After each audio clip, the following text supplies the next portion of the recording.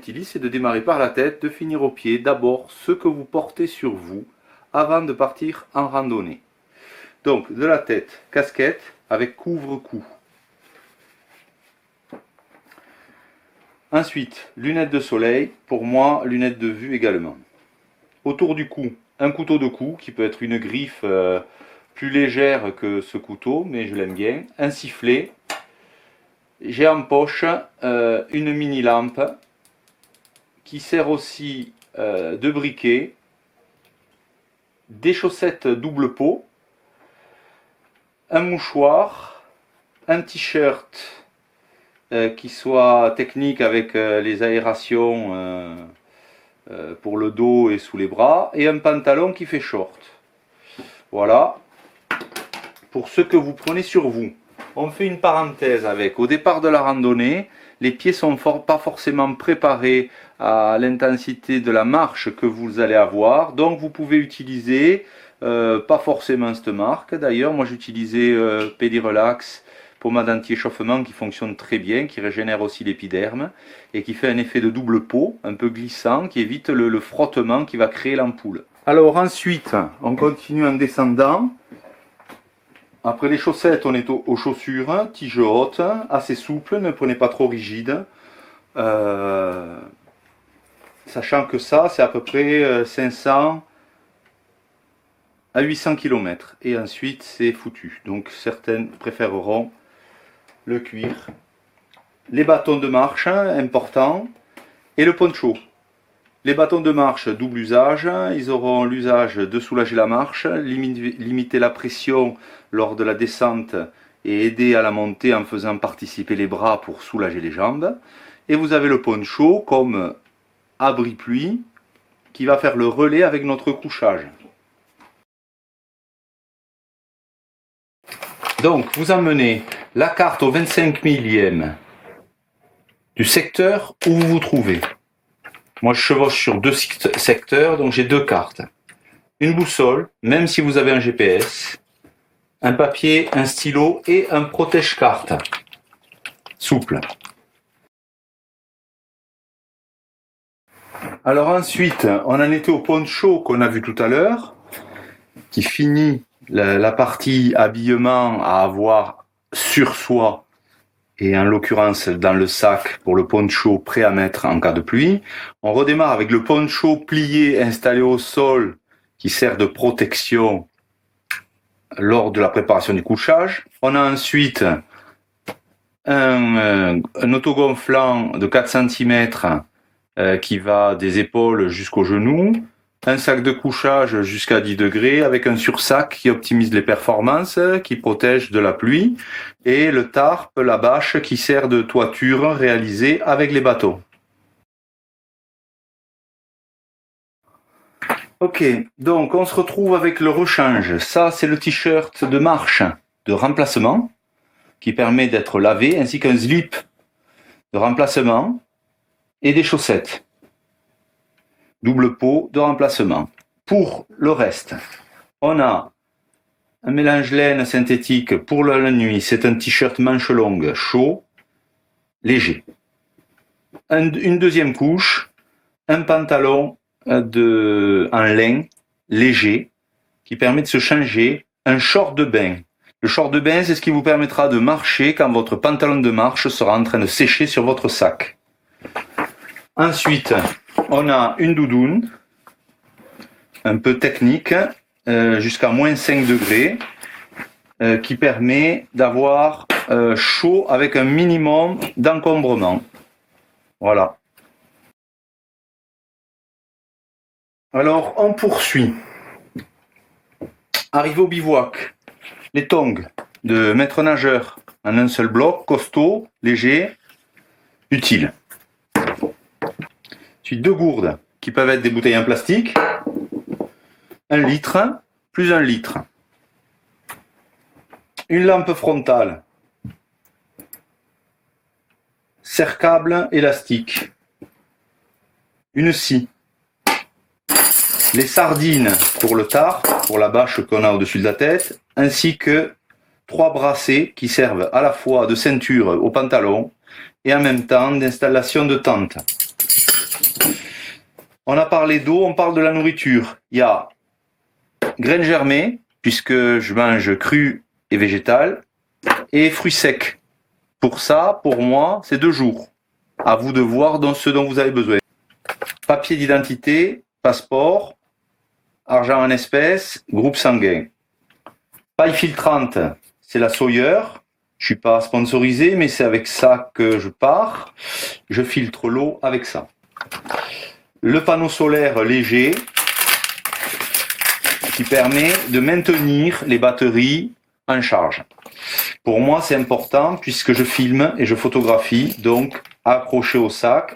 Après, on a un sac étanche qui peuvent servir de récupérateur d'eau également.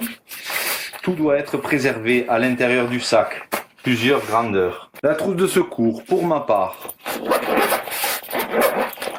elle doit représenter de quoi comme un antibiotique naturel, c'est le Citroplus. Après, anti-inflammatoire, de l'huile végétale mélangée à de l'huile essentielle d'eucalyptus citriodora et de la Golterie. L'avantage de l'huile essentielle d'eucalyptus citriodora, c'est que je l'ai testé de nombreuses fois, de nombreuses années, et en plus une forte odeur de citronnelle qui est répulsive pour les moustiques. Un briquet en plus de celui que j'ai sur moi, et dans ce d'ancien tube de Doliprane, j'ai du charbon activé en cas de troubles digestifs. Sachant qu'il faut que vous protégiez chacun de vos bidons, en plus du fait qu'ils soient hermétiques, par du plastique et élastique pour éviter les désagréments de tout mouiller.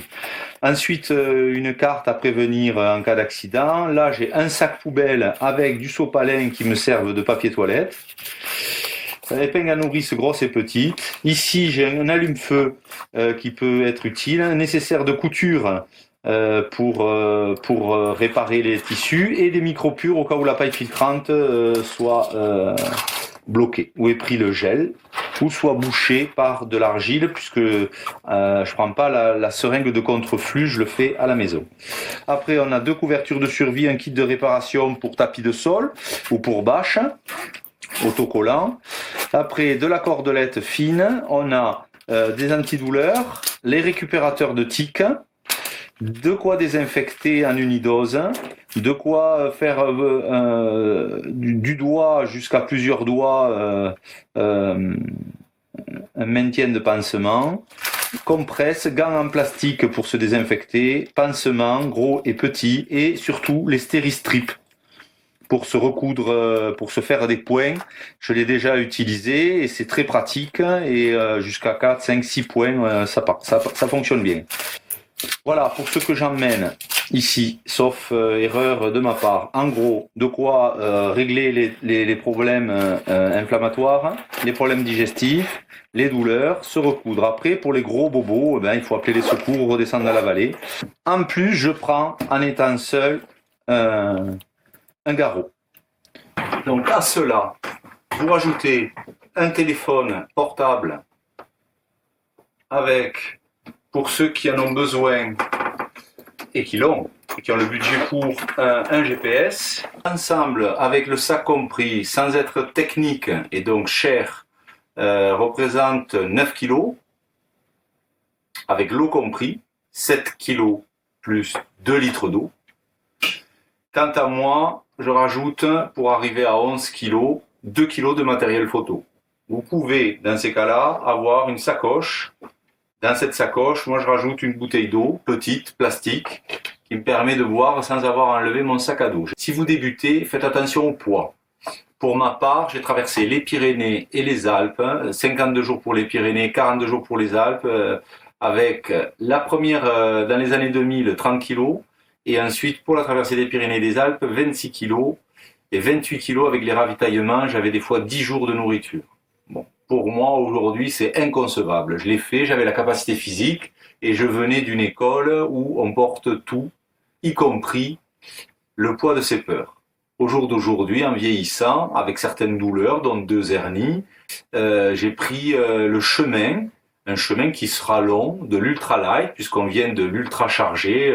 9 kilos avec la nourriture pour 2 jours et l'eau. C'est correct. Sachant que quand on se dirige vers l'ultralight, il faut des matériaux qui sont performants et légers.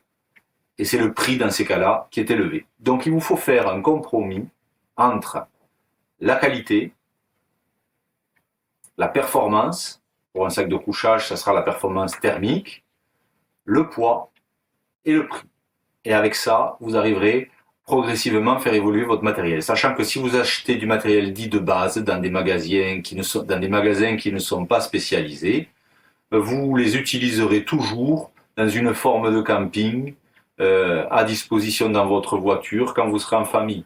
Commencez par du petit prix, ajustez-vous, sachant que la constitution d'un sac, c'est avant tout de pouvoir voir de quoi vous pouvez vous passer.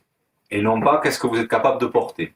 En dessous de 10 kg pour plusieurs jours, c'est suffisant. À la journée, vous pouvez enlever tout ce qui est couchage en gardant quand même la sécurité, couverture de survie, bâche, tarpe, poncho et éventuellement le sursac qui est léger et qui peut permettre, au-delà de la couverture de survie, à passer une nuit dans de bonnes conditions en cas de problème. Et j'espère que cette présentation vous aura plu, sachant que c'est pas une présentation de ce que vous devez prendre, mais c'est une piste sur les différents postes que vous devez envisager, notamment pour la sécurité et pour les soins. Vous avez des solutions maintenant de traceurs GPS et de téléphones et satellites, sachant que ça, voilà. Bon, on commence par faire rentrer donc tout ça dans le sac à dos.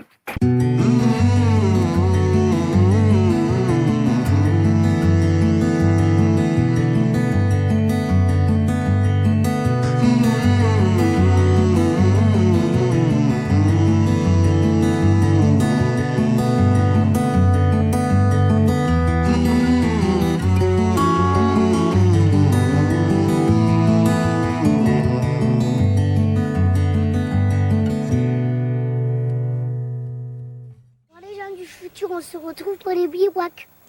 La semaine prochaine, on se retrouve pour le bivouac? Ouais, c'est vrai ça. Allez, pour une prochaine vidéo alors. Prochaine vidéo. Ciao, bye bye. Bye bye. Portez-vous bien. Portez-vous bien. Et soyez heureux. Oh, Soyez heureux. un papillon qui vient de passer juste devant.